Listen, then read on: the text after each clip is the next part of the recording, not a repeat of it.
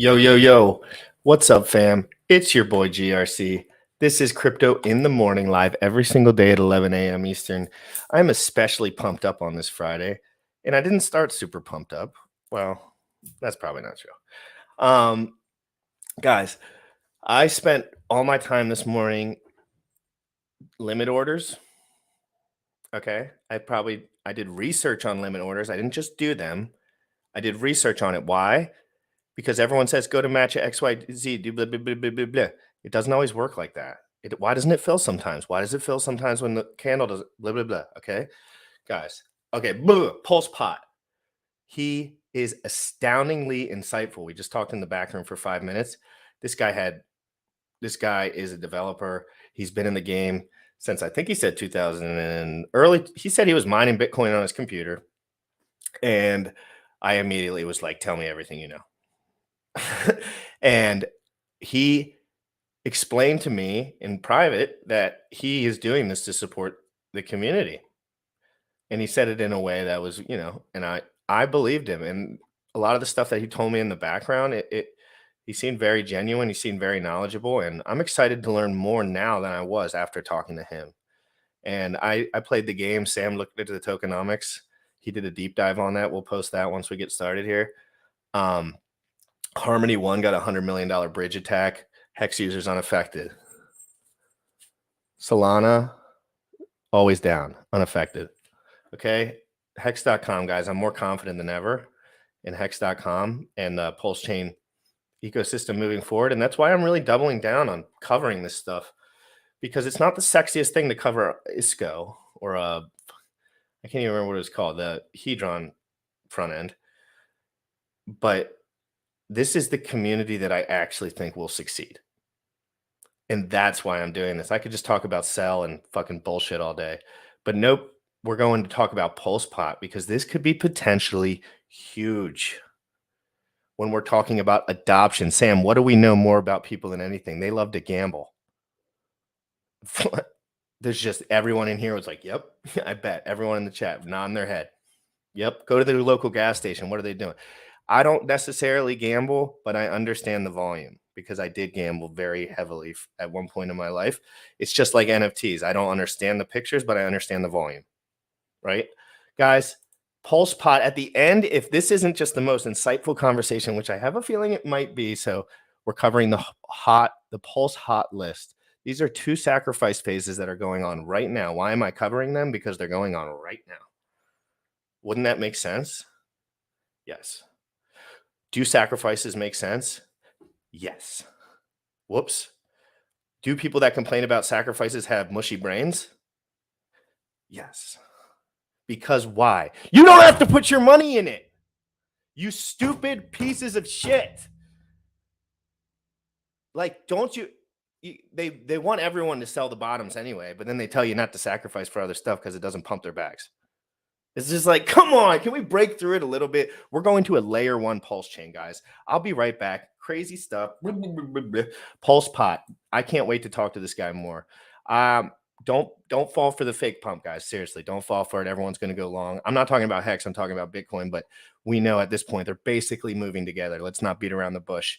So I'm not beating around the bush with that one. If we go to 11K, there will be a little bit more doom and gloom. I'm not saying we'll ever see a penny, but blah, blah, blah, blah, blah, blah. You already know what time it is. Crypto in the morning. Crypto in the morning. Crypto in the morning. Waiting on phone. Crypto in the morning. Crypto in the morning. Ready to take notes. Crypto in the morning. Crypto in the morning. Crypto in the morning. Waiting on phone. Crypto in the morning. Crypto in the morning. Ready to take notes. Smoking a blunt on my way to the gym. 11 a.m. and I'm already tuned in. Got me some Hex and I'm making a stake. Got me some Hedron, I'm making it rain. Pay me some Maxi and that just in case. Jim Reddit sent me to show you the way. D5 Pro. Yeah. Crypto in the morning. Crypto in the morning. Crypto in the morning. Waiting on phone. Crypto in the morning. Crypto in the morning. Ready to take notes. Crypto in the morning. Crypto in the morning. Crypto in the morning. Waiting on phone. Crypto in the morning. Crypto in the morning. Ready to take notes.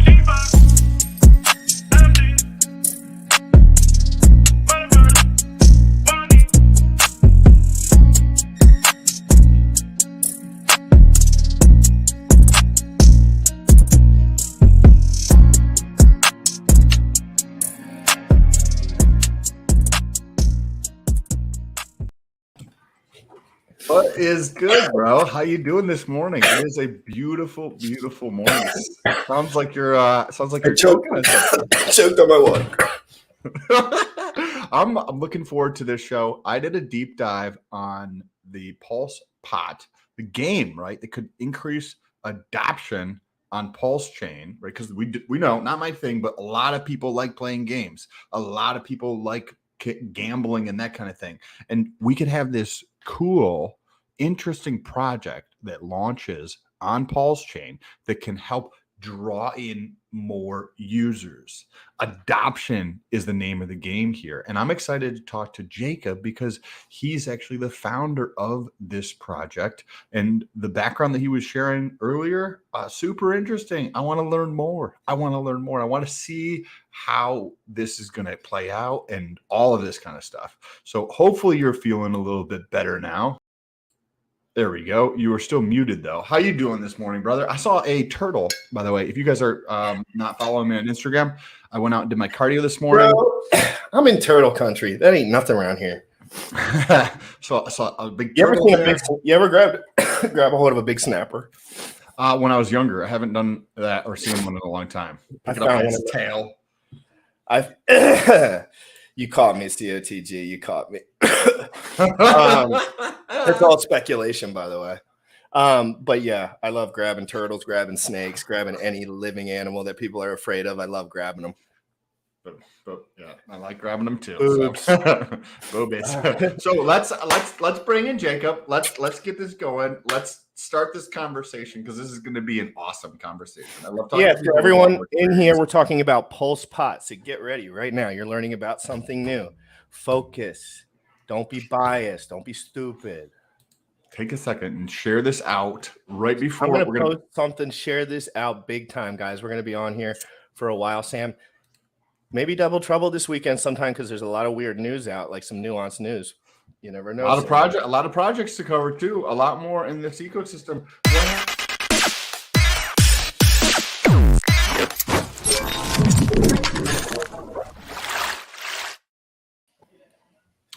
Jacob, what's good? I don't know why I'm saying hi yet. You probably can't even see me. But what's Hello, good, bro? can you How hear you me? doing? Yes.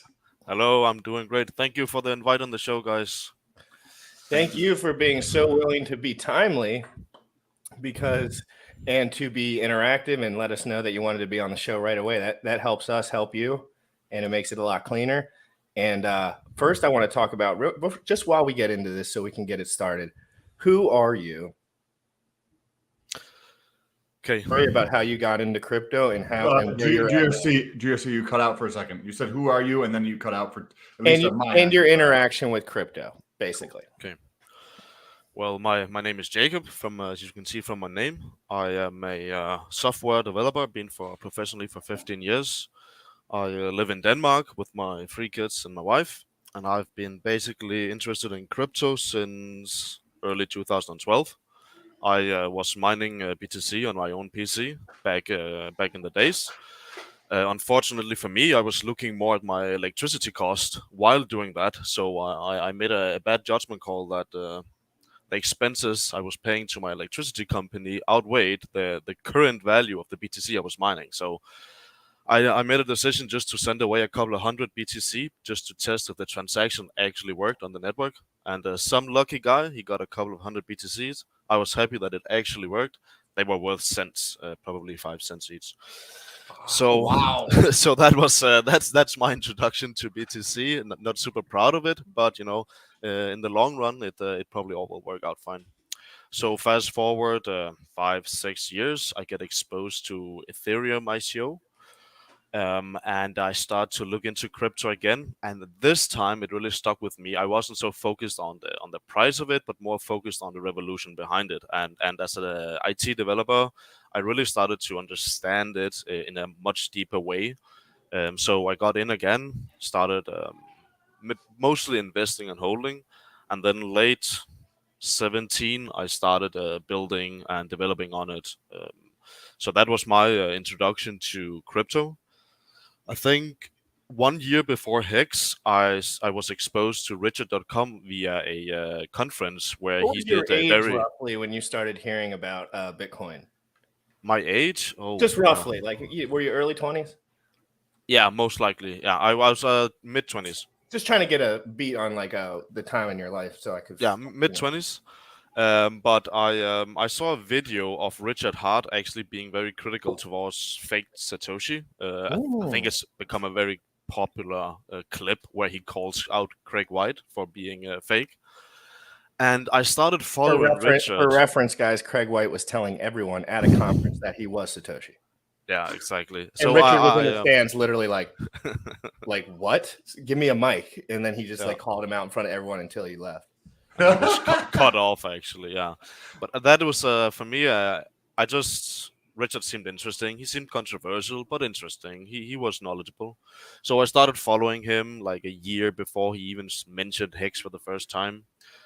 And obviously, when he then came out with Hex, I bought into it like the first week of the adoption amplifier, and I just staked everything out for a long staking ladder. I still have stakes to this day. I went with the 50-50 liquid, 50 staked, hold everything. I don't think I've ever sold a single Hex actually, but I just held through it all. And then when it went live, like after the adoption amplifier, like really, actually it was the first week of adoption amplifier. I started building a tool together with Crypto Coffee. Most of you might know Crypto Coffee. Matt, great guy. Me and him were building a onboarding tool to Hex. Basically, the idea of it was that we prepared wallets. I know this is probably going to sound a little bit crazy, but we were preparing pre-filled wallets with Hex, and we were selling them as a complete e-commerce system. Just as you buy a pair of boots with your Visa credit card, we were selling pre-filled wallet accounts with pre-filled Hex and very small amount of Ethereum, together with a PDF very detailed explaining how you create a new account and move that Hex to your new account. So basically what that meant was you could ask your mom or your brother just to buy this with a Visa card, and they would get sent a PDF and whatever amount of Hex they actually bought, and now they would be an owner. Sam's brain is kicking into overdrive.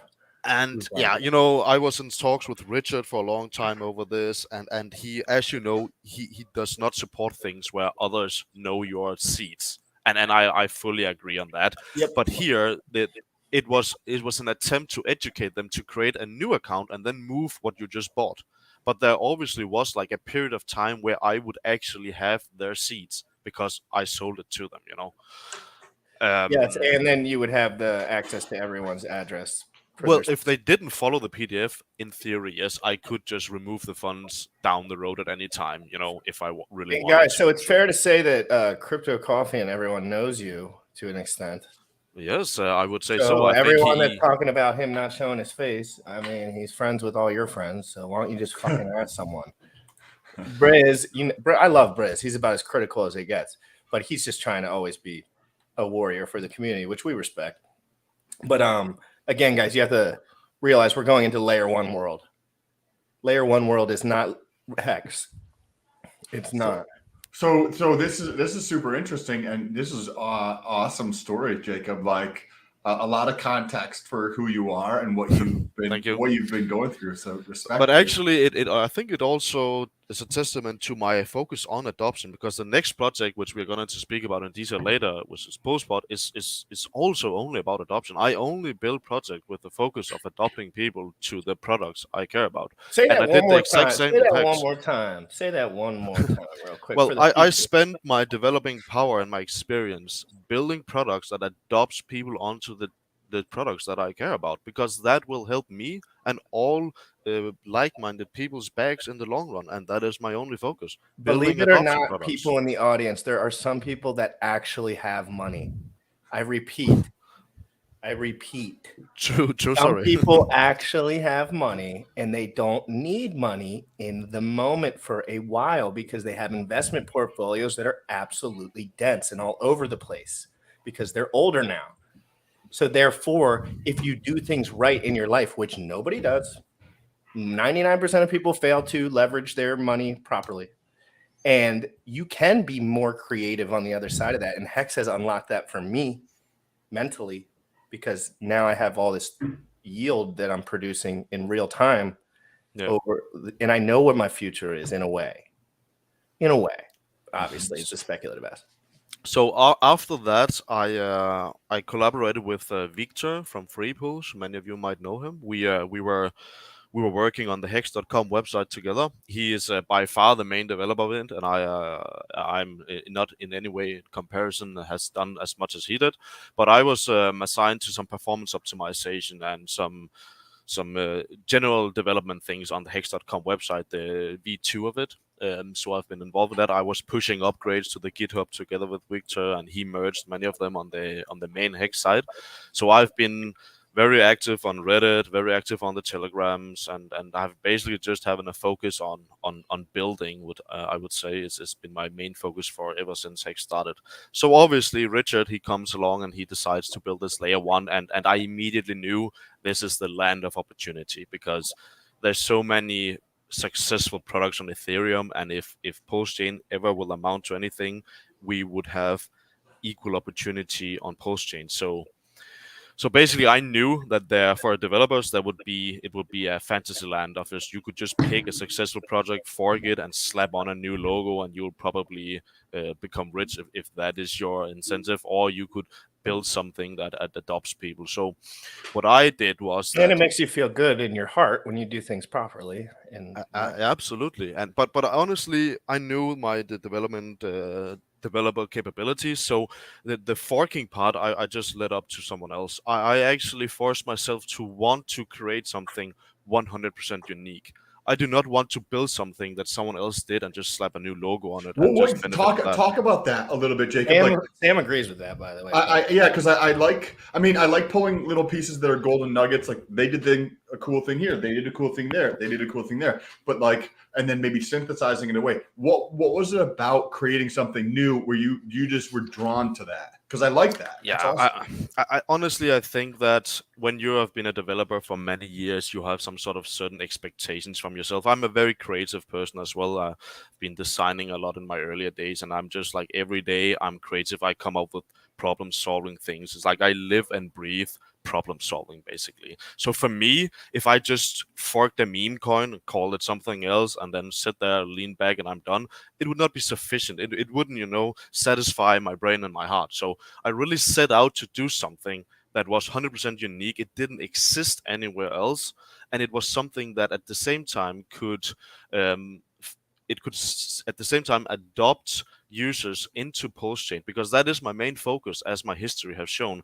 adoption and building something unique that is dedicated to Postchain. And obviously, there's 18,000 coins in crypto, so building something unique, guys, it's not easy finding an opportunity that is unique.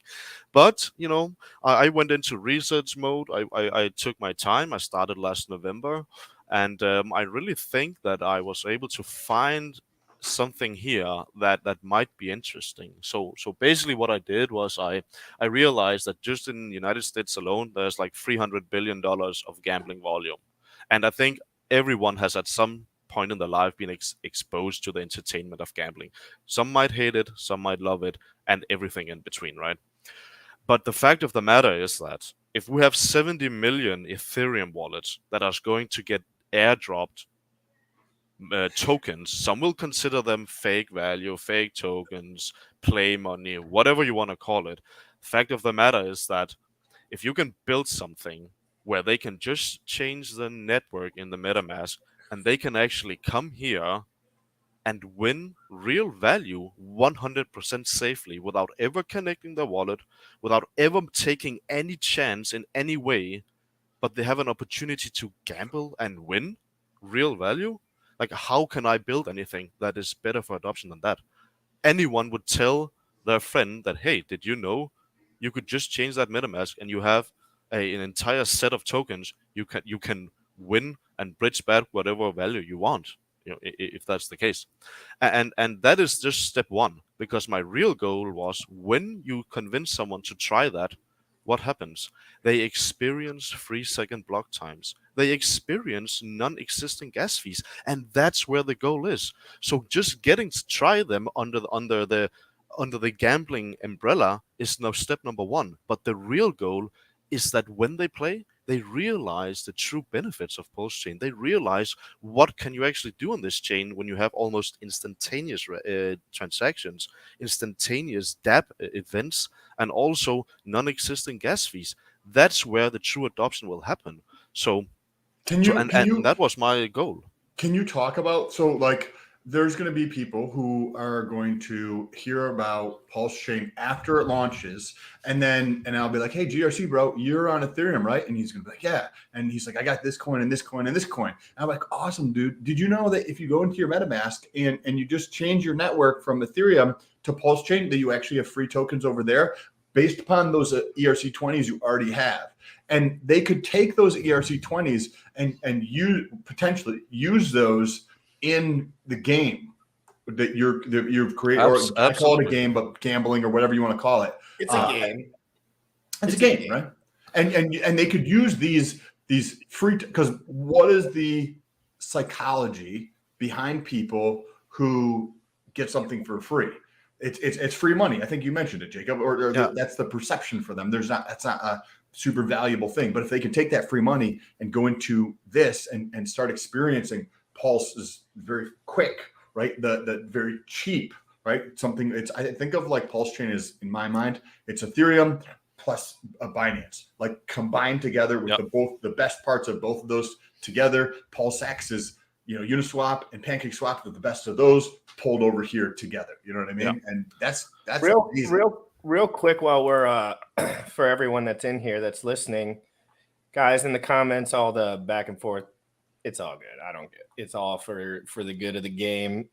People have really strong stances on sacrifices. I'll never understand it. Like, sacrifice is just a funny word for every fucking financial instrument that's ever existed having pre-funding. Yeah, and what's going on in the chat, it's very constructive. It's nothing negative. It's, it's people's preferences, and we're just having a conversation about it. If I had children, guys, you could bet your ass my face would not be on here. I'm just going to be straight up with you. I don't have kids. I don't plan on having kids until I can have a gated ass house. You know what I'm saying? Security guard. I'll live wherever once I got $150 million. But right now, if I had kid, and I'm not saying this is why he doesn't show his face. I don't know about where he lives. No, I can explain that if you want to. That in Denmark we have a lot of scrutiny against gambling and a lot of scrutiny against crypto itself. And as you know, I'm a family legislation-wise. Yes, everything. It's just, banks and government is collaborating against it on a high level. And to me, I built this product finished. I can deploy it in 10 minutes on Pulse Chain or BSC or wherever I want. My identity is a weakness in all of that. If any government were to target me and force me to shut down the domain, let's say, or the hosting, then that's a weakness. So revealing my identity is an absolute weakness to the long term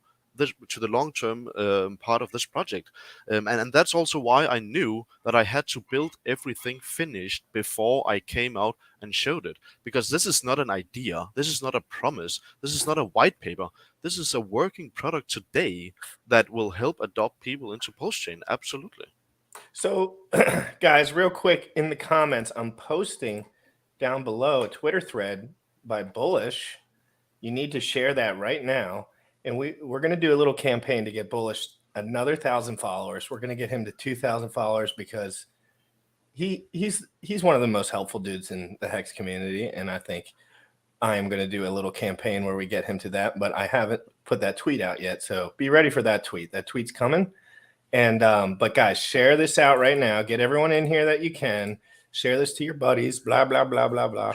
I want to ask Jacob a question here. Yes, before we get into the details of the game.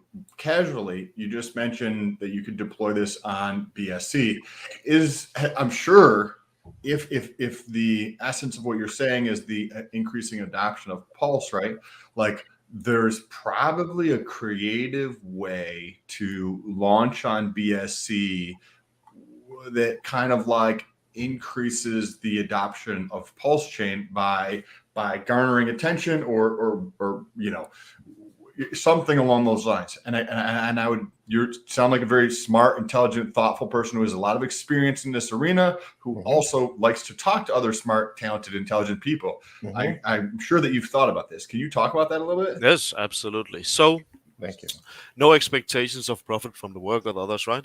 But we will only have one sacrifice phase, and that's for Pulse Hexagon community and the Pulse community. That means that whenever we deploy on any other chain, EVM compatible, you will have a copy of all of the tokens you sacrifice for. So that's an 5x in the long term of your sacrifice copy. That also means that when we deploy on BSC, you will get equal amount of BNBP, if that's the symbol we're going to call it. Let's see. And it will have the same exact tokenomics, so it will be worth a floor value of $30.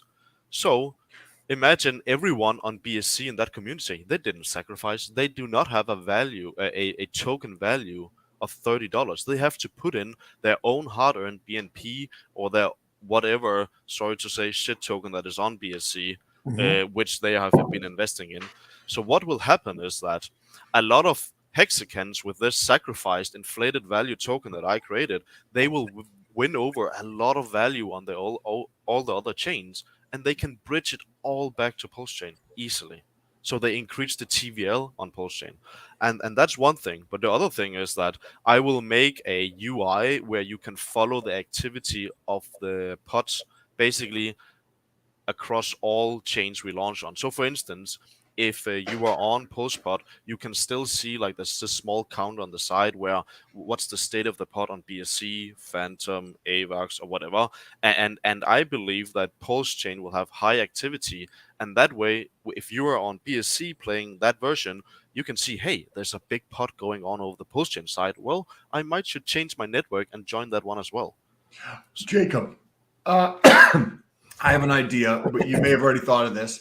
How could that be deployed at a higher level where I don't see the BSC, Ethereum, because this can theoretically probably a little bit of a change, and you can deploy this on every fucking network, right? So why couldn't this just be on a one game that earns tokens in multiple different layer ones, or is played in one network, but then you earn tokens in Pulse?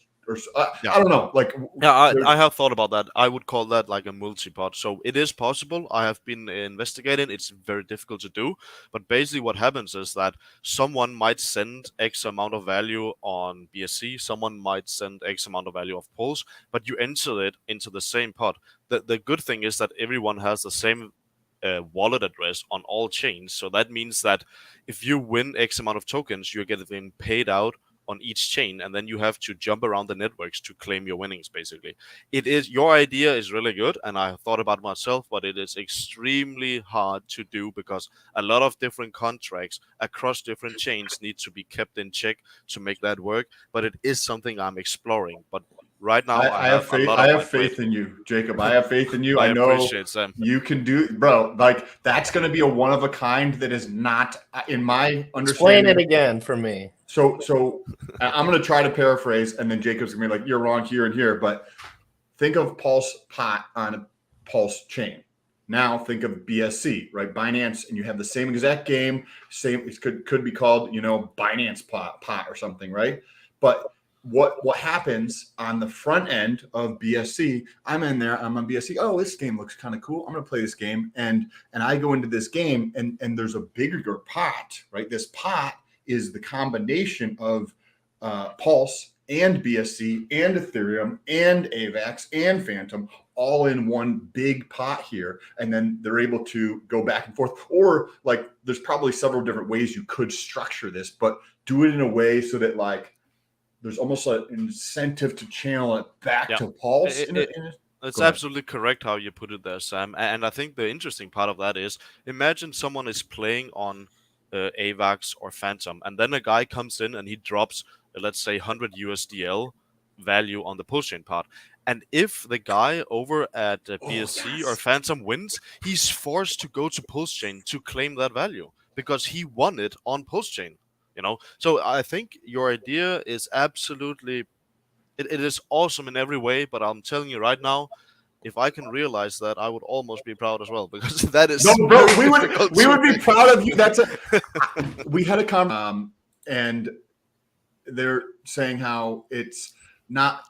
I'm not saying any names or anything, but like they're saying that's how it's not trustless what they're creating, and how it's an issue, right, kind of thing, and can't be done kind of thing was effectively what they were saying. But if you pay attention to the macro, what is happening, and you understand that people like yourself, that's smart, is talented, and you're not going to take the easy way out. Let's just fork something else. It's good over on the other side. That's easy enough, and I can make plenty of money doing it that way. You're taking the time to actually create something new that forces you, Jacob, to become a stronger person, a better leader in the community. Like, we have faith in you that you can definitely create this. And this would be one of a kind thing. Once you created that structure, you could do an iterative thing for, you know how valuable that would be to take that as a framework. If you can build this for Pulse Pot, even if it takes you the next year and a half to build, you could take that framework of multi-chain gameplay into one area, and you could deploy this in other pieces. Like, that would be a tremendous thing. That's why it's so challenging. I agree, and I really want to end there one day, hopefully within a realistic time frame, because it is an absolute amazing idea. It would be incredible to do that, honestly. And we have dipped our feet slowly into the development aspects of it, and also the security aspects. It's a massive undertaking, and I would like to deploy all of the dedicated chain pods first, and then I'm instantly starting to realize the multi-chain part. And I think you're right, it could be the best adoption tool possibly you could make for Pulse Chain without any single competition. As you get more creative and more people come to you and mention things, and you learn more as you go, like, you can make the game stickier and stickier and stickier as you go. Like, you know, you have lots of here. Let's look at this real quick, and I'd love if you could just explain this a little bit to the people, just in a broad way. And if you want to pull it up yourself, you can too. But I can just keep it here, and you can just talk about it. It's fine. So basically, this is the front end of the contract. You will send in your token that we support. We have to whitelist the tokens that enter the pod, because we don't want people to create their own token with inflated value and then basically winning real value from other players with your fake value. So we only whitelist. Yeah. Can you explain what whitelist means for people who don't know what that means? Whitelisting means that the token that you can send into this contract needs to be hard-coded, or it needs to be inserted into the contract as a accepted token. And that is because we want to secure the liquidity. I do not want anyone to win anything in my game and not being able to offload it to any other crypto they want. It's a very high priority for me. So when you win something, I want you to be able to go to PulseX and change it without any liquidity issues to any other token you want, because otherwise it's not real value, and then everything dies. So liquidity for me in the whitelisted tokens is absolutely important in every aspect. That's beautiful, because effectively, for if anybody's listening and they're not exactly sure, he doesn't want you to get scammed. Like, there's going to be scammers and be like, oh, wow, this Pulse Pot thing is cool. And if there wasn't a whitelist of like, or basically it's just a list, or you can't just play with like fucking made up money that you just created and play with the game to win other stuff. So that's what he's effectively trying to accomplish here. They're only allowed PulseX, Pulse, Hex, Maxi, etc. You're allowed to use those to play the game, not some BS. I will say that we want to list as many PRC20s as possible. So I'm targeting at least 100 different tokens you can participate with, because that's exactly what people are going to get airdropped into all of the wallets we want to adopt. All of these people that didn't sacrifice for Pulse Chain, they don't have Maxi most likely, they don't have liquid loans, they don't have Hex, all of that, because it's people outside of our community we want to bring in. So it's actually incredibly important that we do support Link, that we do support Shiba Inu, and all of this entire set of tokens that is outside of our known community. So I expect roughly 100 tokens in total to be supported. Wow, this is awesome. This is cool watching this play out. So what do we got going on here? We have these whitelisted tokens, Maxi, PulseX, and Hex, that are going into this pot here, and then there's a timer and a countdown. Yeah, so basically, in theory, when two different wallets enter the pot, the timer will start from 5 down to 0. It needs 2 to start because otherwise you cannot just play against yourself. When that countdown starts, an infinite amount of wallets can participate with an infinite amount of value and also amount of tokens. So you could see a pot with $1 million in it with hundreds of different of tokens. And whoever wins that, large chance or small chance, will be sent instantaneously to your account and wallet on chain, verifiable, and you would have all of those tokens in your wallet. It would be like you winning a big bag of candy that you never have had before. Maybe tokens you never knew existed, and you might keep some of them, you might sell some of them, you might replay with some others. It's entirely up to you. But the strength of this is the fact that even I cannot stop you from getting your money that you just won. Nobody in the world can censor you. This is wallet to wallet gambling, and nobody will be able to take that value away from you. It is a guaranteed, trustless, and 100% decentralized way for anyone in the world to Jesus. gamble. Nobody can censor this. Wow, this is awesome. This is the lot because this is like the lottery, but instead of here in the US, right? There's like mega they call it like a mega millions thing, and it's like 7 or 12 states that all combine together to doing this. But and then the government just takes a boatload of it and says they're going to do something with it, and then nobody ever sees any value from it. As a comment on lottery generally have around 60% RTP. That means 60% of the value is returned to the player. In this game, the worst you're ever gonna get is 97. And if you hold 100 PLSP, you have 0. So you actually have a negative RTP if you're a holder because you also get the yield. I don't know any gambling game in the world where you have 100% return to player. And the reason why that is because we're not a house. We provide a trustless service to match players against each other. So I'm not dependent on covering my expenses, being a house, earning a fixed 10% over all of your games. No, you can play at 100% RTP in a decentralized, trustless manner. This is a unique project from A to Z. I love this, Jacob. Like I read through your site and your white paper, and gaming has never been like something that's I've been super interested in, and we're been talking for 30 minutes or so, and I am very excited about this project. Not necessarily from the standpoint that I would play it necessarily, but the way you've structured this is thoughtful. The way you've structured this and put this together in a trustless way is awesome. Like, I love this. Thank you, Sam. And also, I understand that not all would want to gamble, and I think that is great. But I will give anyone an opportunity to own a part of the casino. Who owns the Golden Nugget in Las Vegas? Do you think he's sitting at the blackjack table This himself? is where Sam. This is where I got. This is where I was like. To be honest, this is where me and Sam would never. I would never play a game over and over again because I gambled for 365 days straight, almost ruined my life. But it was sports gambling, and it was all by my ignorance. And but so I quit gambling, but I understand gambling very, very, very, very intimately because I studied it just as hard as I'm studying crypto now for a year straight. And the volume, what people are willing to do, they'll beat your neighbor, steal his wallet, and bet it all on a freaking football game. True story. It's crazy. And they'll drink beer while they're doing it, and so they don't remember. And you know what? Why wouldn't you own a protocol on 5 chains that offers this to Okay, gamblers? yes, this is awesome. All right, let's switch the conversation. Let's go into the token. Why should someone sacrifice? Why should someone own this token? Let's talk about tokenomics. Let's get down to business.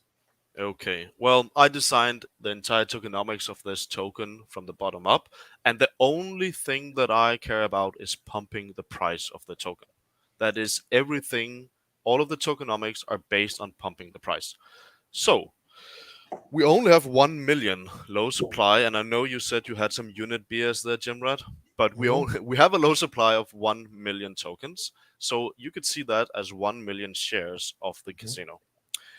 And those shares pay out dividends or yield every 60 days rolling.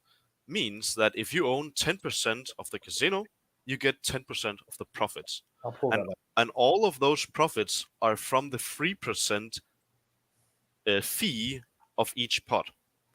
So let's say there goes a $1,000 pot happens. Well, we take $30 out of that and save on a separate account.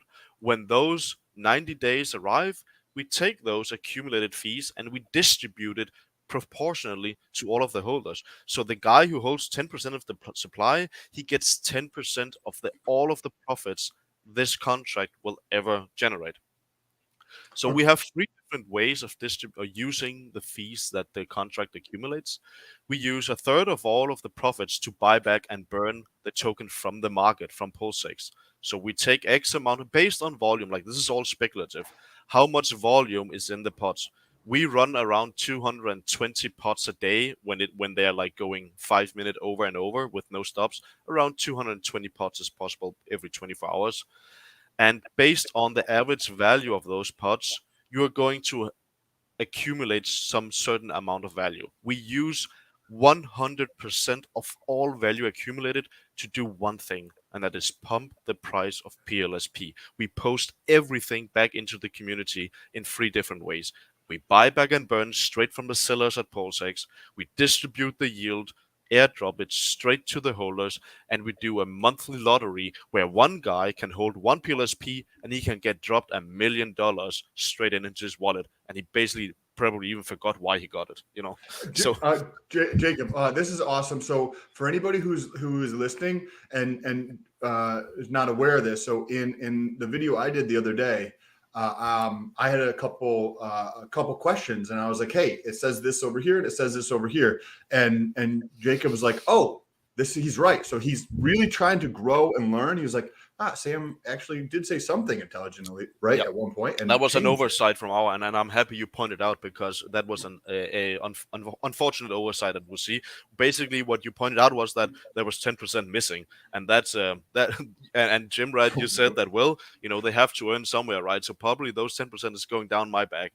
Well, luckily for me, I could understand why you would think like that, because that is the logical way of thinking. Right. But luckily for me, we actually post 100% back into the holders. Which is so we corrected it. Thank you for correcting it, and thank you for like the authenticity and just open honestness of what you're doing right here. I read to give context on the casino thing here, right? I've read twice the Art of the Deal, which is a Donald Trump book, and he owns casinos, but he also owns a bunch of other shit. And one of the reasons that he got into the casinos is because of the stupid amounts of cash flow. If you heard what GRC said, how he used to gamble for a year straight, right? You understand certain people like that kind of shit. And it's a global, it's not just here in the United States. Like, yes, it's probably an abundant here because people have access. But it happens all over the world. And gambling happens more in low income.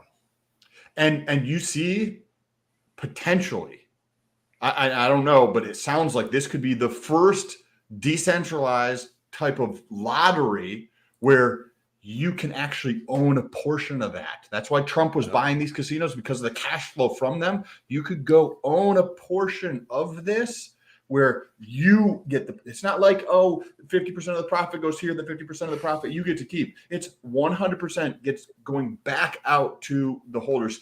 Jacob, can you go over those 3 parts of how the profit is split back up, please? Yes, of course. So basically, we keep a separate record of who is holding the token, because at the second that the 90 days roll over, we have to distribute the funds. And based on how many PLSP you hold in your wallet, you get a different amount airdrop to your account. And also with the lottery, it's the same. We keep a record of who has all of the PLSP. Just like Etherscan, you can go and click the holders tab, and you will see all wallets that hold some certain amount of tokens. So we use the same function just to identify what wallet holds what certain amount. And if you hold 10% of the total supply, then you have 10% chance of winning the lottery. You have 10% of getting all of the yield. And the buyback and burn is just straight to the PulseX. So that's basically how it works.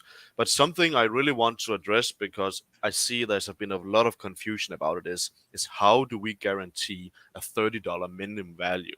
Reading my mind, this was my next question. and it's fairly simple, but I can still understand that why someone would phrase have within some the white questions. paper too. It's like it kind of Yeah. makes you look at it and you're like, Yeah. Well, basically the way it works is that when I code this contract, I put in a function that says no matter what market value on PulseX the token has, the value, the betting power of PLSP cannot go under $30 in the pot. This means that imagine the price of PLSP is $15 on PulseX, but you have high volume in the pots. Let's say you could go to PulseX, buy one PLSP for $15, immediately send it to the pot, and it would be valued at $30. So you just doubled your betting power towards winning. Somebody maybe submitted Hex, someone submitted PLSX, someone submitted Loan, whatever other token. So as long as the token on PulseX is lower than 30, there's like this instantaneous arbitrage opportunity for active gamblers and players to increase their betting power. Imagine you're in Las Vegas and you go into the cashier and you pay them $100, but they give you $200 worth of chips. That is the scenario that will happen. And in my mind, from how I know crypto, my experience, if we have volumes in the pot, there is simply no chance that the PLSP token would have a long-term price under $30 on the market. With this low supply and how everything works, I just simply cannot see that happening. Not financial advice, but I have no way of seeing how that would be possible. So that is one thing, is the under the 30. What happens when the price, which hopefully it's designed to go way, way above 30, not a financial advice, but so when it goes to 50, the contract only follows upwards. So if it's 200, well, it's still 200 in the contract. So only above 30, we follow the value. Does it go sub 30? We stay at 30 no matter what. So that's a metric in the tokenomics that's designed. Yep. Jacob, so I just want to make sure that I'm understanding this correctly on the second half thing. I think that's super cool. They're always going to be like, they could buy it, say if it was $5, right? You get $5, but you get 6x that in the game worth of like betting power in the game. So super question on that piece of it. So say if somebody doesn't want to bet their whole coin, right? They're like, I can buy this for $5 or $10 and I get a 3x or a 6x in the game.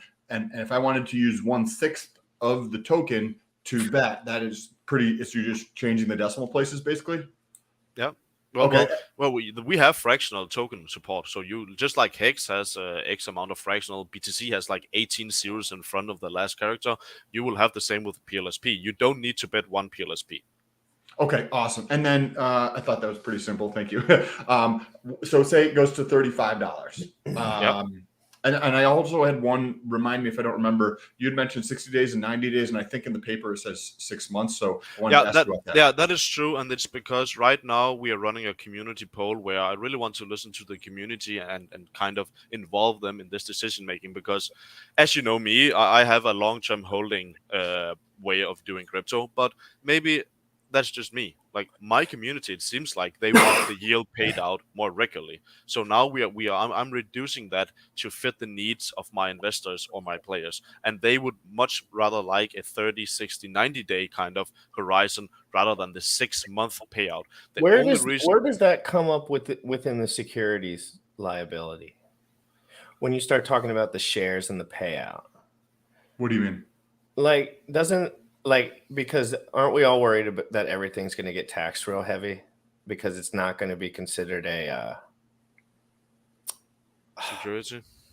You think it might be considered a security, or are you concerned about like the tax implications about earning yield?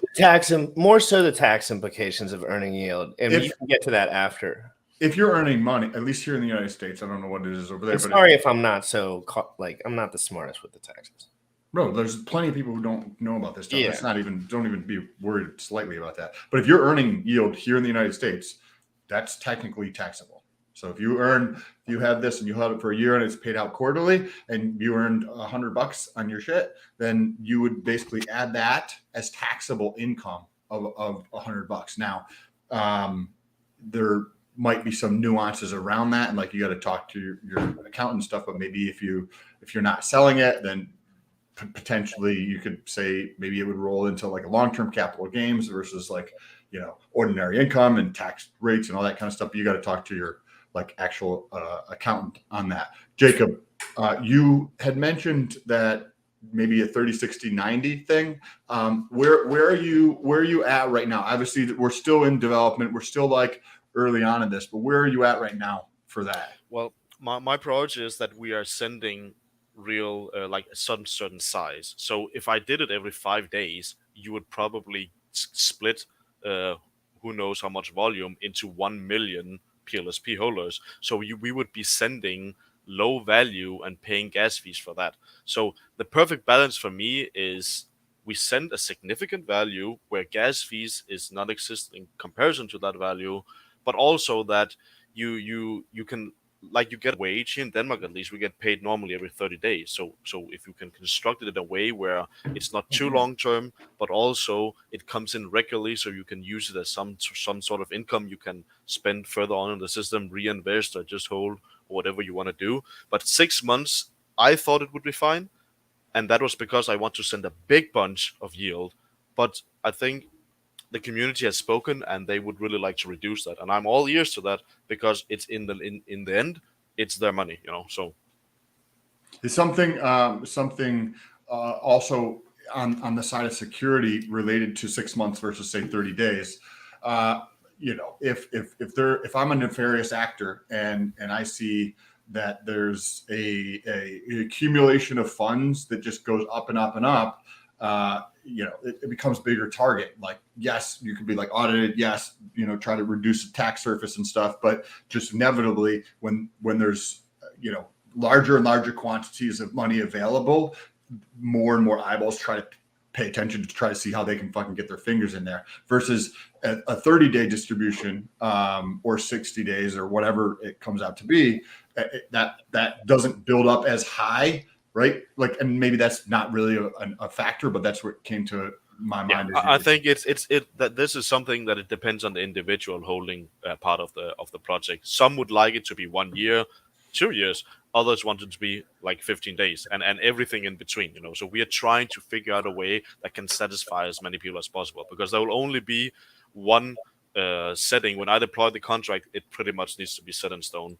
Otherwise, I would have to introduce too many admin functions to change that based on a DAO or whatever, how it will change it. So I really want to hit it correctly when we do it, and that's why we are just trying to communicate with the community about how do you feel about it, and also try to foresee what the smartest would be based on the volume in the pots, because that is really important to everything we do. Is what will the average value in the pot actually end up being? It might be $10, it might be $2,000. Like, who actually knows, right?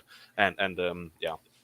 No, it's super interesting, because the adoption, or like the people's awareness of like the game, and that, like, it's not something like Celsius where they're going to steal your money or take control of your shit. And you haven't explicitly said this, but I would bet that there's no admin keys. It's going to be audited. It's going to be good shit to come off the bat. And it's just the admin key part's going to come up. So some people did ask about that as well. Yeah, go ahead. Yeah, for instance, admin keys is necessary because one single thing: we need to track the prices of the tokens. If we cannot attribute USD value to whatever transactions comes in, everything will fall apart, because that is your exact value in the game up against the player you are playing against. So I need to know the value of the token. So the contract needs to have market data fed into it. Otherwise, the entire contract falls apart. Go ahead. Sorry. Yeah, and the same you can say for whitelisting tokens. So I have an admin key to whitelist, remove, or add tokens, and I have an admin key to inject market prices, because this cannot function without that. But what I do not have an admin key for is to steal your funds. If you send in funds to this contract, you will get them back if you win, no matter what. I have no way of taking your sent in transaction, and if you create a separate wallet and send in a transaction again, so that we have two unique wallets that will start the wheel, I cannot stop that in any way. I cannot take your funds in any way. That is 100% decentralized, secured, and whoever wins will get their funds no matter what. I cannot stop it. Is a question on this. So basically, it's modular to the extent where, opening the door behind me, it doesn't just give you access to the whole room like it would in my office. It is modular code in the sense that you can open this one door, which allows you to access market prices for coins, and you have this other door which allows you to input different whitelisted tokens, as you said you'd like to get to as many ERC20s. Okay. Absolutely. And the way that we are kept in check as a team is because we hold 10% of the supply. So obviously it would be strange for me to act in a nefarious way when I hold 10% of the entire supply. Like, naturally it would be in my best interest to work hard and make PLSP rise in price, because that increases the value of the 10% of the tokens I own. I do not get a single dollar out of the operational part of PulsePod.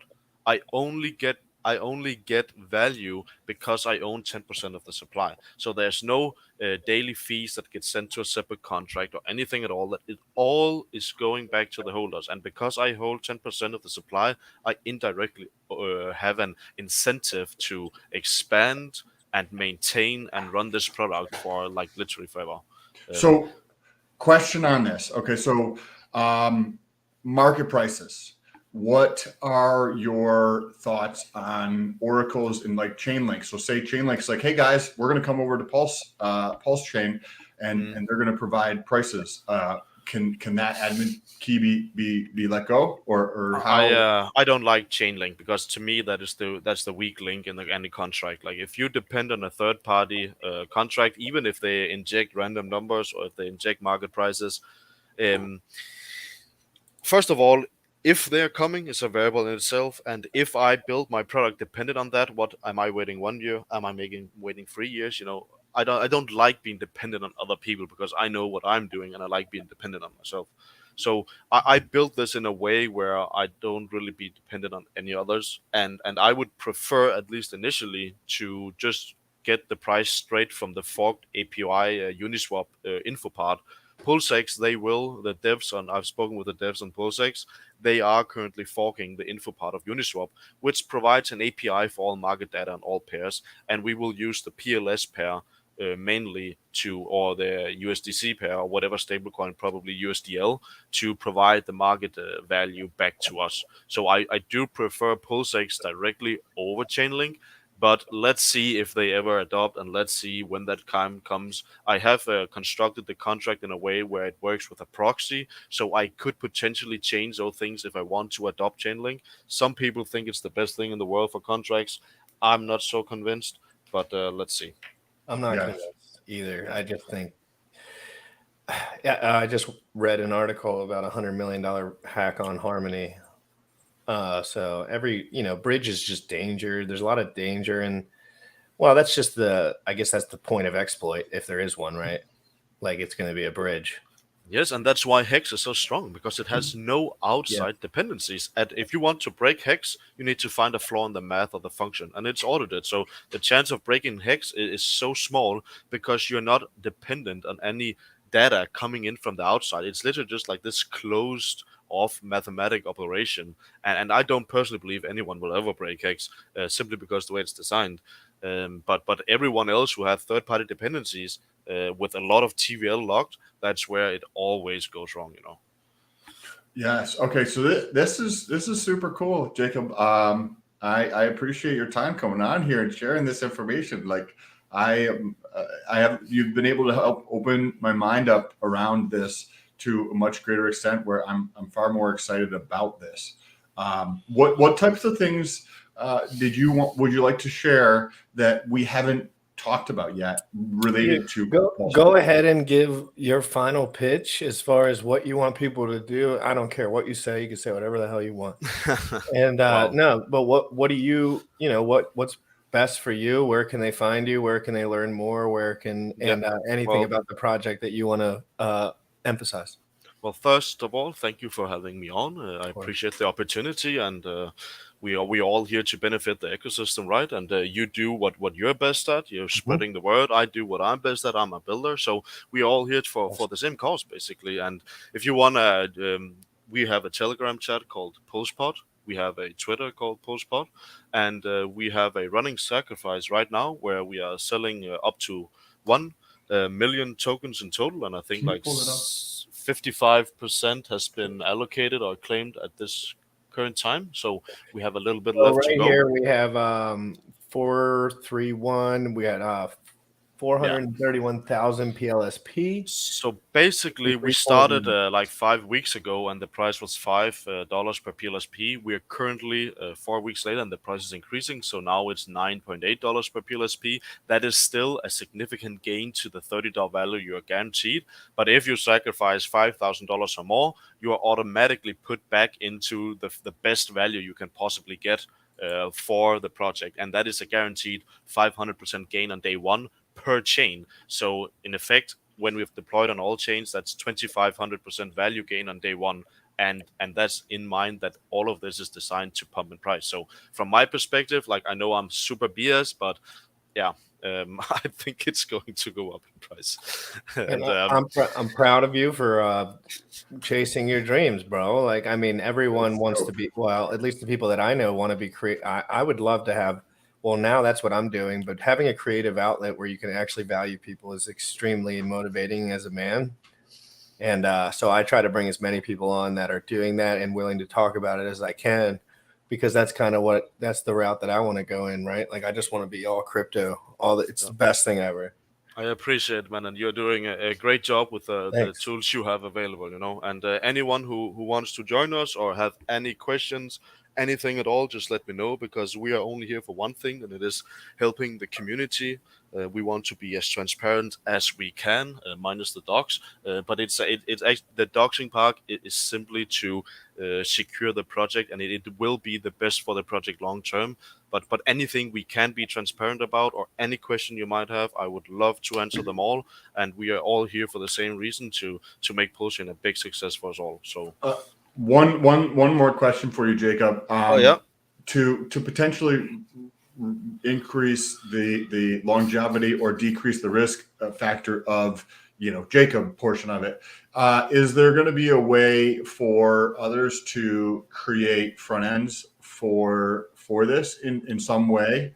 Absolutely. Okay. Absolutely. Anyone could build a front end to this. Anyone. And even if we start to reach a point where we're seeing regulatory pressure, I will just open source the front end, so anyone can literally just GitHub clone it, put it up on a domain, just like Pirate Bay in the old day, right? Anyone could spend 10 minutes and it's just up and running, because nobody can shut down the contract. So no matter what, when I deploy this contract, anyone will forever be able to interact with it with their funds, and it will always pay out to the winner, no matter what. Like, you have to stop Ethereum before this contract stops. But I know as well that the front end, the gamification part of it, is a big driver of the volume. So if that goes away, obviously they will see a massive reduction in the volume.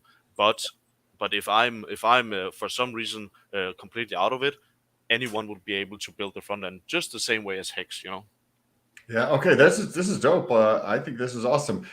That you answering this question led me to the last question. I swear. We have to go into Pulse Hot. At least I do, Sam. If you have to leave, I got to go into Pulse Hot List. No, you're good. You're good. I just didn't feel like I was like had a ton more questions on Pulse Pot, because Jacob's been so thorough and transparent in answering them. So I was like, this is fantastic. Are you going to launch this on Ethereum? No. Before PLS. No, absolutely not. I don't even have Ethereum in my scope of view right now. We the only thing I might do is launch on BSC before Pulse, based on how the timeline looks like. I honestly thought that Pulsion was coming out this May, June, as probably everyone else. But I've told the community that August, if nothing has happened until August, I'm starting to look at BNB chain. The reason for this, I made a finished project. anyone can go and copy my contract and start deploying it where they want. Like I have some sort of maximum timeline. I'm willing to let that code exist, because at some point in time, some other interested developer will come and he will start basically deploying my project. So I have some sort of maximum timeline I'm willing to wait for Pulse. Okay, so if that's the case, how would that work with PLSP? Well, if they deploy my contract, no, if you so say August, right? Because I think that there's a decent chance we see a lower price in BTC, and we don't doesn't launch. Pulse Chain doesn't launch until 12,000, 14,000. We're going into one of the most detrimental recessions that we've seen in a very long time. And I don't think Pulse is going to launch until we hit those it's still too high for that. Speculative, but yes. Yes, 100%. What's going to happen is that I'll take a snapshot of the current sacrifices at that time, and then I will deploy it on BNB chain, and I will airdrop to all those who manage to sacrifice in time. The sacrifice will run until Pulse chain launches or the 1 million is sold out. But if I decide to move up BNB as the first chain, I will snapshot the current sacrifices and I will airdrop the tokens to them. Oh, so they could still be getting, so this is cool. So they could still be earning BSC tokens before it actually launches on Pulse Chain. Absolutely. The entire project will be 100% functional on BNB chain while we are still waiting for Pulse. And all who sacrifice will have the exact same token amounts on BNB chain. This is awesome. This has been great, Jacob. I appreciate your excitement about it, Sam. I really love it. And thank you, guys. Thank you so much for being awesome and transparent and letting everyone know about your awesome project, dude. And we'll have you back on. Any updates you want to bring to the table, we're live every single day, so just hit us up. Thank you, guys. It's all for adoption. Like, that's what we're here for. And by the way, go use the faucet when we launch. Anyone can claim up to 5 PLS a day. Don't use it to build your portfolio. Use it to help your friend out transacting. Anyone, we are giving away 50 million PLS just so we are sure that anyone who got airdropped PRC20 tokens can actually also get PLS, so they can start using the dApps and everything. So we're trying our best, and if anyone has any idea how we can do even better, I'm all ears, guys. Hey, hit him up in his DMs, follow him. We'll drop all his links below. Jacob, thank you so much for being here. Thank you, and I'll talk to you later, guys. Thank you, sir. Appreciate your time, bro, and the honesty and the transparency and the value that you're bringing to the community. So this has been awesome. Thanks, guys. Work hard every day, right? Yeah. See you.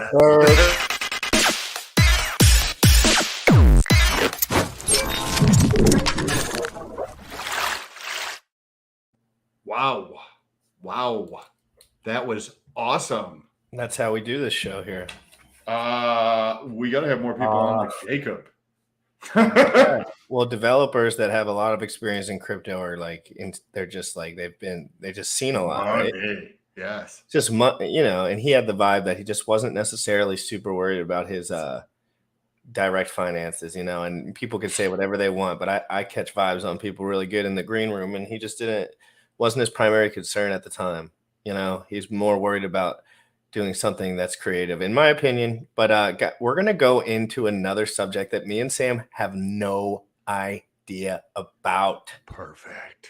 It's perfect for me because this one is an interesting one. Let me give you some context here, Sam. As much context as I know.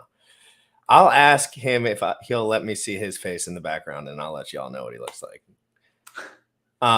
Because some of the guys do show their faces in the background to other people. I'm sure he's shown his face to many people. Like Bullish has shown his face to me and Sam many times. It's not, but again, everyone has different pros and cons to showing their fucking face to everyone.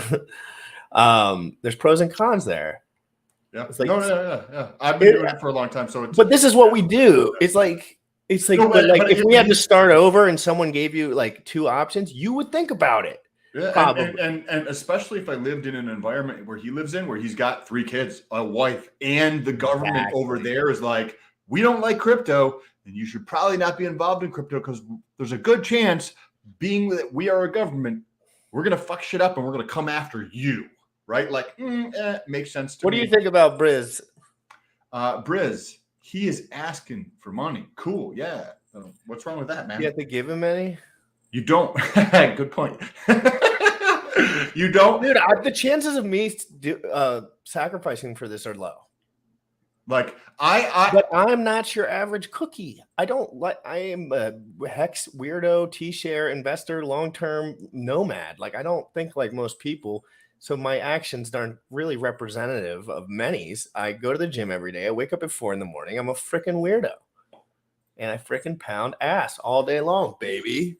And you definitely don't need to give money. I have not sacrificed. GRC has not sacrificed. I don't believe Bullish can hop on if he wants to. I don't think Bullish is sacrificed. I don't think so. We're just talking. Will, though. He fucking will. I after this conversation with Jacob, like I was not going to sacrifice. After this conversation with Jacob, I would be open to sacrificing. What do you think about this comment? Parade of imaginary horribles talking about the government going after him. People said, don't invest in Dude, in Canada, they literally knock your fucking door down and take your shit. Australia, you can't even go out of your house. Briz. Dude, where I live, if you wear a $4,000 watch outside of your house, you are in risk of getting shot in the head. Very like decent risk, like 2% risk. That's why no one around me wears anything. They all dress like they're in poverty land.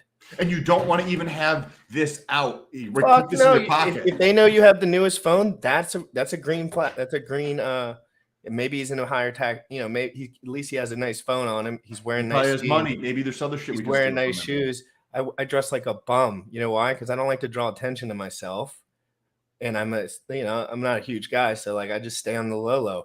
I wear the same thing every fucking day: sweatpants in a tank top. And I get likes on my shit because I'm ripped, but it's not about all of that shit. You just got to remember. I forgot what we were kind of talking about. Well, think about this. Think about this in the sacrifice, right? Like, first of all, you don't need to sacrifice. Like, if you don't want to, don't sacrifice. Like, you should do what's best for you and your own financial situation. It's called personal finance because it's personal, right? Like, it's my shit is my shit, which you should not do what I do just because I'm doing it. That's a dumb move. 2 people DM'd me because I said I sold my liquid hex at 7 cents. What? And they were like, dude, you're playing with fire. And I was like, yeah, but I'm like talking about it all day long. It's like I've done like 4 transactions this year. You know what I mean? Like, and there were like 2 of them were in the last like 2 months. And I told everyone what I did because I was trying to be transparent and try to let everyone know the reality. Because what is it? When I told people I sold my shit for USDC, maybe they were like, that's weird. That's a fucking 11-year stake length average. Well, then you're gonna have people, right? If GRC is like, hey, I sold my Maxi or I sold my X, there's gonna be people who reach out to you and be like, why are you funding my bag, bro? Like, who gives a shit, dude? Do your own thing. I'm fudding the economy right now, but we are going. It is tricky though. You want to be careful because we are going through one of the largest transfers of wealth that the largest transfer of wealth that the world will ever see. And you can't necessarily pinpoint when that critical mass is going to kick because it's on them. If it is, let's be honest, it's not on us. It's on them. They have the people. We don't have shit. Here's a good analogy, I think. If you think Hex is good, right? There's a lot of people who think Hex is like the holy grail of holy grails for earning yield, right? And security and whatnot, right? So if you think that's the case, this is the play for recognizing that there's a lot of degenerates. And if you want to bet on making money on degenerates, being degenerates in a lower risk than in other projects, where there's admin key access to all sorts of shit for them to steal money, then this would be the bet for you. I want to create a direct bookie system where you can only use crypto. You have to fiat off ramp on your own chains. Like so it has no interaction with. Wait. So this would be where, because I'm curious, this is a cool idea. You mean for like football, basketball type all shit? Sports. Every sport that plays in any country has an over-under. There's people that cover all that, Vegas odds. So they cover everything for everyone. And there's a database for that. So all you have to do is list the sports. And Yep. And it could be set up in the same way where Jake has set it up. So there's no way for us to have any access to the money piece of it. It's sealed off. That's there's no admin to that piece of it. It just, we might have to bring in the data from somewhere. dude, there's such a huge market for sports game. Sam, now I'm going to talk about some Moon Boy stuff. What's the biggest? You ever heard of Barstool Sports? Barstool Sports is one of the largest sports comedy entertainment organizations in the world. And what they do for mainly profit is they are direct gambling like middlemen through millions. They have tons of front ends for every site, everything connected to them, referral links, blah, blah, blah, blah, blah. But that's like the centralized version of it, right?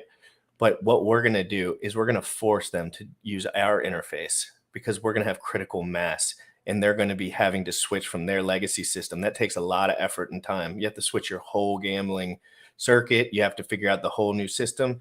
We will be the new system, and they'll be coming to us. Bro, good idea. Because we already know where they're coming from, and they're going to be about 1.5 years later. You know what I mean? So if we can just build the circle that they have to swim in, you know what I mean? I think I could create something bigger than Stooley or bigger than Barstool Sports in crypto because I have better scaling than they do because I'm in crypto. If you guys know a developer, reach out to us on Instagram or Twitter. There's links down below. You can just press the follow button and then go to message and say, what's up? I know a developer. I am a developer. That project sounds kind of interesting. Reach out to us because we are interested in building something that is going to be valuable to the community. And if you can get rid of the 10% or 20% that the booker or whatever, is that what they're called? Like a booking fee or booker fee or a bookie? So there's a bookie, which would be the central bank. Usually it's like a drug dealer or something on the feet. So it would be like your local bookie will just be a guy and he handles the banking. So he pays you, you pay him. Blah, blah, Where would you like to start? UFC? It would be, yes, UFC and NFL to start because there's enough time in there where I could prep. But like as we get better, you would move into the sports that do daily sports. Because I want to be efficient, right? And I'm also, guys, I'm going to drop something on you here real quick. I might be, there's a UFC card tomorrow night, okay? I'm a huge UFC fan. I transferred from the gambling side of it to just the fan side of it. It's the only sport I watch. It's on very rarely, so it's not like a time sink.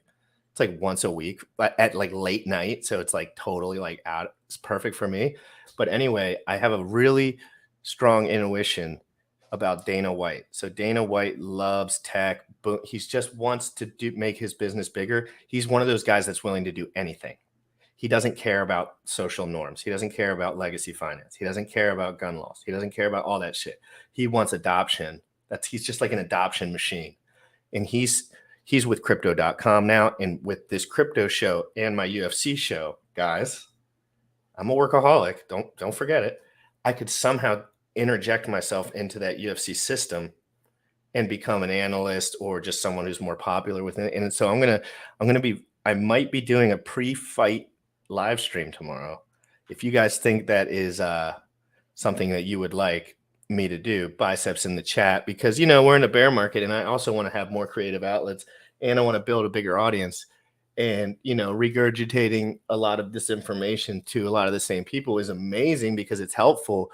But what do I need to scale. I need to scale. Hey, especially if you start doing that, say once a week, what you were just describing, that could start building a bigger audience to touch those type of people.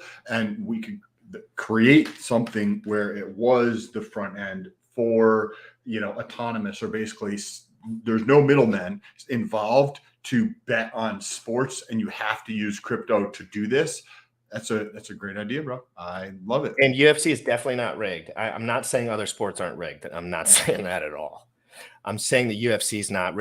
He's kind of like Richard Hart, Dana White. He's like, why wouldn't McGregor have lost 3 times in a row? How could you tear your ACL and plan for that? Is UFC a year-round thing? Yes, it's every week. It's once a week, basically. They're at that point now. It's just getting to that point, though. Like it's just getting to that point where it's every week, and every week is like banging. Oh, okay. But there's a boatload of fucking different fighters. They're growing. Like this is like critical mass. They already hit critical mass, but now we're like slowing down, and they're getting ready like for the next. Because these industries are kind of like markets too. So like when the next bull run comes, like you're going to see some of the craziest shit in the UFC. All these guys are becoming superstars at crazy rates. But the cool part is, Sam, there's so many UFC fighters now that you can interact with them. The newer ones, they have 22K subs. They want to say what's up. They want money. What did they not have? Money. What do we all have? Money. So it's like it's interesting because there's nothing more that I want than be Joe Rogan's replacement. Bro, that's 100% possible. I think it's possible. I think I could do it if I put my mind to it, and I'm willing to put my mind to it because it's once a week, and I can only study for 3 hours roughly, and that's totally enough time because I so intimately know gambling. I'm telling you guys, I'm a sick son of a bitch.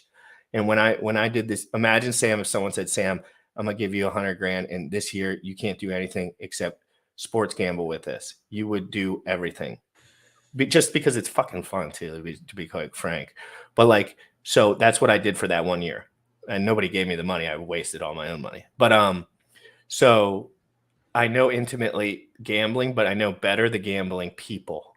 I am gambling people. I hang out with gambling people, so I know the ethos of the environment. I know how reckless. I know, and maybe I could do it in a way where there was somehow less risk, like more of an emphasis on health, but like, you know what I mean? Like whatever I could do marketing wise, and that could just be through my presence within the company. Like, but allowing people to bet with crypto in a way where there's no admin keys, access to the money, and betting on different sports, freaking awesome. Like great idea. And it's just what I love. So it's perfect. It's like I love talking gambling, but I just don't want to gamble anymore. I just don't want to gamble. Like, I don't want to gamble at all. I don't like the emotional, but I know the people do it already. And at the same time, I can do my show every morning where I bring them over to here to talk about the most absolutely amazing long-term investment tool in history. And then I can intertwine the two, and then Hex.com Stadium for UFC, and then John Jones is wearing the UFC stuff and comeback fight. No, I'm just kidding, guys. But we are actually going to go into the Pulse Hot List real quick because this thing. Let's see how complicated. If we can read through this and it's just that's me. Good to go, then let me make sure I'm not on a scam website. What if I just like shared a scam link and just went through the whole thing? You're like, yeah, go check this out. Yeah, somebody DM'd me and said, ask if shareholders have a say in what coins get whitelisted via the admin keys he has. Oh, okay, that's a good question. Join their Telegram group. Join their Telegram group. T.me, probably Pulse Pod. So I'm gonna pull up first their Sam, this has been very interesting because a lot of people have brought this up in a controversial way. Like maybe I think someone said like I wasn't added to the list or something, but I had no idea what it was. So I was like, why do these people care about this shit? Like most people wouldn't care about this, right? Like I don't care if I'm added to a stupid list, but maybe if people do care, maybe it's kind of cool. Not saying, I'm just talking yeah. Here. What is All this? Right, let me share. I'm sorry. This would be the Twitter, and I'll share this Twitter below. Cool. While you're doing this, if you guys enjoy the show, take a second, press that subscribe button, press that thumbs up button, press the bell notification. Yesterday, I did not get any videos out, but I have 2 that have already been filmed, waiting to be released. Now I have 4 more videos. The Iacocca thing that we talked about yesterday, base token update, team token update, and a Pulse Pot video update because some of the things have changed and there needs to be an update video on those. So make sure you subscribe to catch those future videos. Press that bell notification. Also, if you want to say what's good on Twitter every day, multiple times a day. So links down below on both of our channels for our Twitter. You can say what's good over there. But we're going to check out Pulse Hot List now, which is something that I know nothing about. And GRC is going to teach us. Go ahead, bro. What is I just pulled this up, and I'm also going to pull up the Telegram group to see all the pinned tweets because that's when you research, guys. You always want to go to the Telegram first and check the pinned tweets because that usually gets you through the basics. But we're gonna read this website and see how Sam interprets it while I read. and we'll just kind of go from there. So, whoops, fuck me, dude. I'm a piece of shit today. Sorry. I have to share this one more time. Boom, boom, boom, boom. All right. So, guys, we're talking about the Pulse Hot List here, the one and only Pulse chain ranking site, Sam. Okay. I don't know what that means necessarily yet. Let's go further. I bet I can say what this is right now before. Okay, say it. Okay, so they're gonna go in and say that, hey, this is coinmarketcap.com. This is Nomics for Pulse Chain, and it is the one and only place where we're gonna have an unbiased way of structuring things. Go ahead. Okay. All right, so Could be 100% Pulse Hot List is a powerful analytics and research platform designed to inform users of the Pulse Chain ecosystem about potential investments. By providing users with an in-depth analysis of the use case, reputation, and founders, Pulse Hot List is a go-to tool for researching Pulse-related projects and discovering new project opportunities. All right, so what do they want? All right, we improved the game theory of Pulse Hot List while keeping the integrity of our values. Honest, transparent, objective, unbiased, no listing fee, etc. 2, create for more constant buy pressure of PHL. Allow project owners to dive more into traffic in their own project pages. Drive more traffic to Pulse Hot List and expand on the Pulse Chain ecosystem user base faster. So let's click on About. Accelerate your investment strategy. What the fuck? That's not a good way to highlight shit. Make sure, guys, you fix that on the website so when you're highlighting it, it's in a clear coat. Pulse Hot List is a powerful analytics and research platform designed to inform users. Okay, we just read that. Independent, unbiased, and highly qualified. Pulse Hot List was founded by 2 well-known community members who have been with Hex and Pulse Chain since their early days, Victor and Felix. Guys, confirm in the chat if we know who Victor and Felix are. Anyone that knows who Victor and Felix are, please confirm in the chat. Although I am chatting with them on the Telegram, we believe in Richard Hart's products and want to promote the ecosystem that is being created around them. Therefore, we created Pulse Hot List as a free, easy-to-use analytics tool. So we love analytics tools. We strongly believe in censorship resistance. That's why we created an objective way to rank projects called the PHL score. This allows you to judge projects based on standardized criteria in an unbiased way. We will allow anybody to pay in any way, shape, form to publish incorrect information.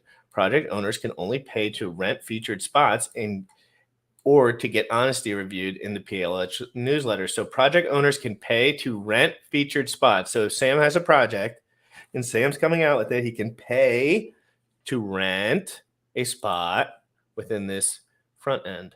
And it says that sentence right in the middle.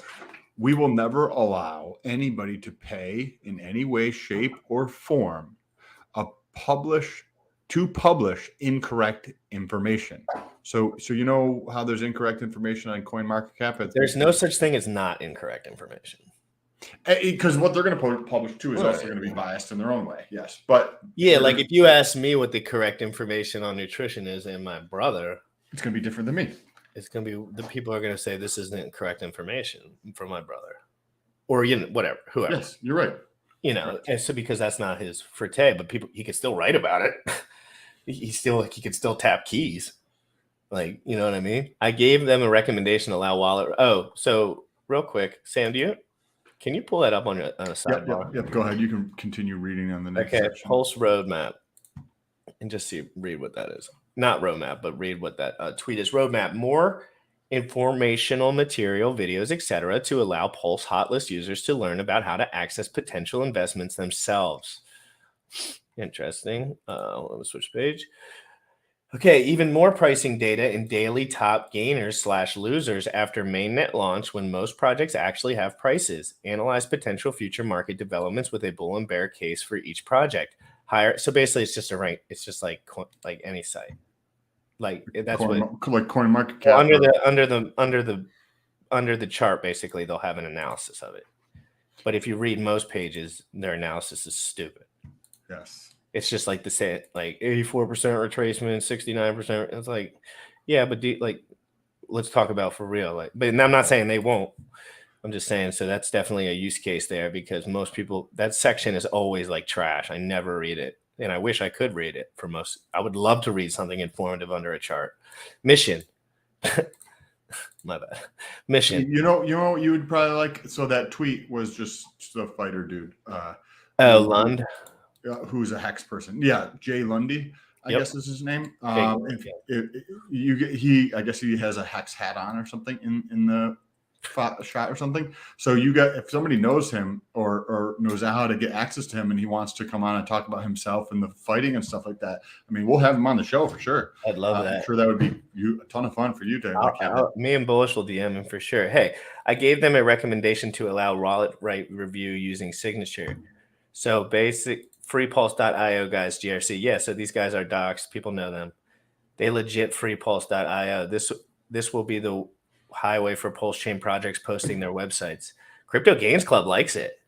Crypto Games Club Insight is always top tier, and he's a T-share. He's on top of a lot of shit in the community, so that's for damn sure. He don't rest. That's for damn sure. Okay, so that's our mission. Our goal is to make the crypto space around Pulse Chain transparent as possible. Number one, warn Pulsicans, and I do this too. So I am Pulse Hot List. My face should be on it. I am the face of Pulse Hot List, okay? I am the creator. I'm the founder. Warn Pulsicans of scams and make sure they always invest in reputable projects. That's my main goal. Become the go-to informative site in PulseX front end for Pulse Chain users. That's dope. Become the go-to website host for Pulse Chain owner projects. That's dope. So when we're talking about the tokenomics here, Sam, what are we talking about here? Yeah, I didn't talk about it at all. But let's click on sacrifice and see what this says real quick. The sacrifice phase has started. If you guys want to sacrifice, I will not be doing that today. So I will not be sacrificing either. $34,427 with 126 unique addresses. Be interested to see which one did the most. To show your referral link, guys, send me money. About sacrificing, there's a sacrifice phase for the freedom to invest. The freedom to inform, rate, analyze, and share value. It's going to last 30 days. 30 days, guys. Starting June 17th. That was 6 days ago. UTC. They're giving away where they're at. And ending July 16th, 2359 UTC. They are a beautiful set of people to airdrop something to. The sacrifice might be a part of a 100,000 PHL in proportion to their SAC points in the sacrifice pool. Note that said airdrop isn't guaranteed. Never expect to work from others. Because of this low supply and indivisibility, sacrificers with less than indivisibility. They're basically just gonna make the token so that it can't have like 16 zeros behind it. I see. Oh, I see. I get it. So that's why it says less than 0.001% of all SAC points won't get any. Thank you for that. I would have been stuck on that for a sec. Points won't get any PHL. Of course, you can always add to your sacrifice to stay above the threshold. Sacrifice below the threshold and above $5, depending on gas, will probably get the sacrifice refunded. So basically, if you do under $5, you won't get anything. And that's fine because that is just a ratio thing. And you have to buy a full one probably. Referral program, I'm not going to read into that. You can read into it if you'd like. Volume bonus, the sacrifice phase. They still haven't. They have a section talking about like how their shit's going to work at all, or no? Yeah, that's because like. So here's the volume bonus. Here we go. Here's an about. Oh yeah, I already read that. No more. Wait, go. What does it say? Up what tiny bit? I think it said pumpamentals. Pumpamentals. Project owner wanted to make their project pages prettier. This is a nice site. If that's what it's a nice site. I still don't understand their project owner wanting to get reviewed in the PLH letter. So basically, what they're saying is why are people going to buy? So wanting to make their projects prettier, that probably help you get better at it, I guess. Project owner wanting to get reviewed by PHL newsletter. That's true. Like I would like to send my shit to something where people saw it. Project owner wanting to rent featured spot to drive more traffic to their project pages. The amount of money that project owners are willing to bid for all those depend on the size of the Pulse Hot List user base. The more users, the more project owners are willing to spend and promote their projects. The faster the PHL price increases. No more need for expensive or ugly websites. I do not like ugly websites. They turn me off so bad. And after being like staring at websites all day. And sometimes shit rug pulls are more fun to read about because they're done with more financial, like they paid more to do it. So like they have like a prettier website because they're kind of trying to get over on people. No more projects who want to take their presentation to the next level might need to buy and burn a certain amount of PHL in the future to allow the cosmetic customization of their page. So there's a feature here, guys, it seems like, where somehow you can gain some sort of cosmetic customization if you buy and burn a certain amount. So basically, if you buy the token and just get rid of it, so there's like a price there, basically, depending on the amount of burned PHL, almost any customization is possible. Yo, that sounds kind of sick. If they did a good job, imagine burning $100 and having a dope ass website. It's fucking worth it. Were you thinking of projects who want to take their presentation on the hot list? So no more need for ugly websites. Damn it! That's an ugly feature on this website. So you should that's a projects who want should take their presentation to the next level. So Sam, if you had a project and you were like, man, I wish I could take my presentation to the next level, on the Pulse hot list to the next level might need to buy and burn, they have to say might, so needs to buy and burn a certain amount of PHL. So there'll be a rate there where you buy and burn in the future to allow for cosmetic customization. So, I mean, that just needs like a retarded amount of explaining. Well, so it sounds, I mean, like, so they're just like, hey, GRC, we're going to list your shit on our site. You want to make your shit look prettier? Then pay us, kind of thing, by burning your shit. I don't know. It's cool that they're coming. Well, I mean, again, like if this was done by someone with 100% security, which it almost sounds like it is, because the Pulse, the freepulse.io guys are like giving away free Pulse to everyone out of their own wallets, and that's all they're doing. Yep, and apparently those two guys are pretty well known. So well, yeah, and as me and Sam get better at being journalists and stuff, that's just a factor. I hate like it sucks that it's a factor, because it's not fun to cover. Like, oh, this guy's this guy's that. Nobody really knows. But Sam, we're in crypto. This is like multifactorial as it gets. Like, we're talking politics. You could be talking politics and not even get to the crypto and have a good conversation about crypto, because it's just like multivariable. But all these things are coming out. Sam sees the rate that these things are coming out, and he doesn't even have to think about it. He's just like, this, it's stupid. The amount of workload, the amount of volume, mental space, mental energy, entrepreneurial force that is coming into this space, while the other lags down hard to zero, while everyone in there just wants to get $1, while everyone in there just wants to go home, and they just want to stop working for their whole life. And then they finally have enough money to look over somewhere else. And where do they look? Pulse hot list. No, I'm just kidding. No, but no, that was a good that would have been a good commercial for Pulse hot list. They should just clip that. Driving the PLS price. Hey, and if any of these guys want like to send me like merch and stuff, I'll probably wear it and take a picture with it. Driving the PLS price up. The featured spots and newsletters review always go to the highest bidder. Half of all payments go directly towards buying and burning PHL during the activity PHL to actively increase its price. The other half goes towards an address you may have no expectations of. Whoever owns it might use the funds for marketing to drive more users to Pulse hot list. Again, when they say might, it's just basically telling what they're doing, but they're doing it in verbiage that they can't be liable. To fund future development of new features or other beneficial expenses. This would increase the value of PHL passively. Project owners have to pay in stable coins to allow for the first 50% to drive the price of PHL up, and the second 50% to not create any sell wall. Jesus, I don't understand that. Yeah. Again, I have to read into it more, watch a few videos, get the founders on. Hey, founders, I'll do a separate episode on you if you'll come on. Here, let me look. That's what they said. Did they said anything to me? Yeah, guys, go into the Telegram Pulse hot list group. They don't have to come on now. I'll do a separate episode if they want to come on. But also, if you guys know of other, ones with that are decentralized and focused on security and not having the admin keys and exposing people to risk, if you guys know projects like that are launching on Pulse that you think is cool or you think is cool, DM us. Let us know. Like, we would love to have these people on and check them out. Like, this shit's gonna blow the F up. There's so many of these things coming out. Just like I said if this was a little more technical than I realized, I was going to just have them on. When it said Pulse Hot List, I didn't think of like major tokenomics. So now I'm like realizing again, this is crypto. I got to know what I'm talking about. But I wanted to introduce that to everyone. It's a cool concept nonetheless, even if there was no token associated with it. Yes. But Sam, would it almost be better for us to create a business that was like that without a token attached to it and just accept the money that way? Because that's a little, and again, some things need to be decentralized and some things don't.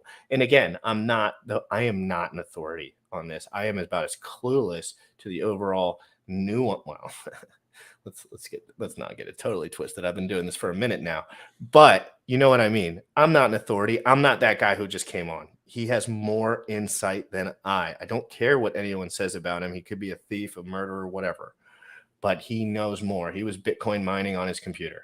I was not.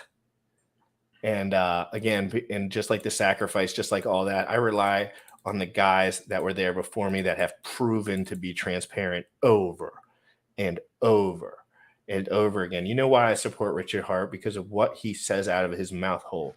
He wants people not to get rugged, and he's creating a personality based on taking these projects down, and he's okay with it now. Back in the day, he was like, "Oh, this is all bad press," and now he's like, "Fuck it." Yeah. You know? Yep. So, guys, I'm buying Hex and Maxi. Well, lots of Maxi transactions going on, but Maxi, Hex, that's what I'm buying right now. I haven't sacrificed for anything since Mintra, I think, in liquid loans. So, just know, guys, I'm new here too, but I protect myself. I always keep enough money to make sure that I can keep going and that I am protecting the people around me. Luckily, there are no people around me, so I don't have to do shit.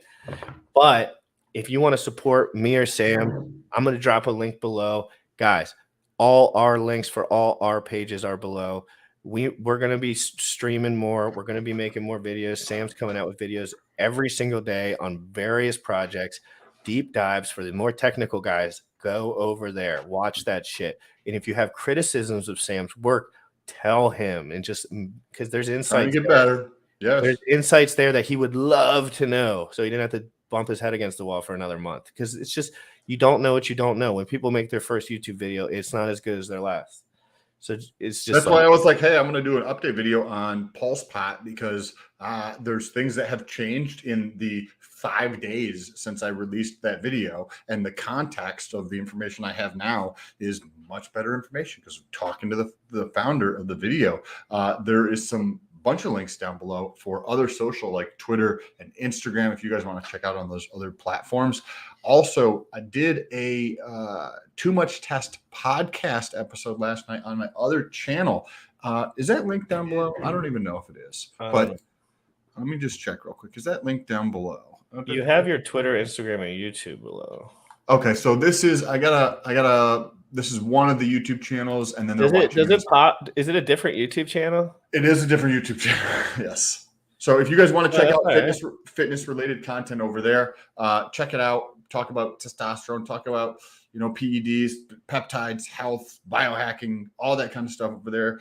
If you'd like to check out some cool shit, check out shop.letstalkpeds.com. I think that's also linked down below as well. And GRC has been popping off on Instagram. He's been growing on Instagram. So I'm trying on Instagram, yo. I want to break through Instagram so I can get verified, because my experience with Instagram now is horrible. I have no fun on it anymore because they're scam. Every scam bot has 6 times as many followers as I do. It's ridiculous. And it's like, so guys, just know I'm going to post my Instagram below. If you get scammed by a fake me, you're so stupid. You literally are dumb. If I would never ask you for your Cash App or your Bitcoin or your shit, I would never ask you for shit. If you want to donate, you can fucking donate. I'm never going to DM you and ask you for nothing unless you're Bob. And that's a pretty good ending right there for the show. If you guys enjoyed it, make sure you share. I bought my Hex from the start, guys. You never know when we're going to pop up next. Follow us on everything, guys. I'm super excited for the future. I'm super excited to work harder, and I'm super excited about the RH ecosystem, Pulse Chain, even just Hex alone. we're building really good stuff. It's not the end all be all. It's really good stuff. That's, guys, I just wanted to get that transparent. You don't have to believe everything you fucking hear, but you have to understand that it's usually somewhere in the middle. Right, Sam? In the middle. Guys. Young folks, you tripping on them motherfucker. Richard Heart. Richard Heart. Bought my hex from the fucking start. .1 every day we mark.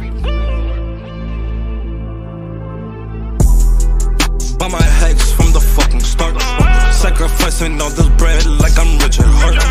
Got paid on big payday and I had a hair restart. Now I'm checking on my pulse just to check my heart. Bought my hex from the fucking start. Sacrificing all this bread like I'm Richard Hart. Got paid on big payday and I had a hair restart. Now I'm checking on my pulse just to check my heart. Checking my MetaMask moving. Look at the hex, he's mooning. Looking at wives they be choosing. Peter is why they be losing. Pull chains out and they'll get me a check. He's gas up and it got me a mess. Remember the times he died collect. Hex I been eating, I'm dying in the best. Getting this back like a year ago. Getting this post, I ain't letting go. Swerving the ring like a Lambo. Getting this back like a year ago. Getting this post, I ain't letting go. Swerving the ring like a Lambo. Bought my hex from the fucking start. Sacrificing all this bread like I'm Richard Hart. Got paid on big payday and I had a hair restart. Now I'm checking on my pulse just to check my heart. Bought my hex from the fucking start.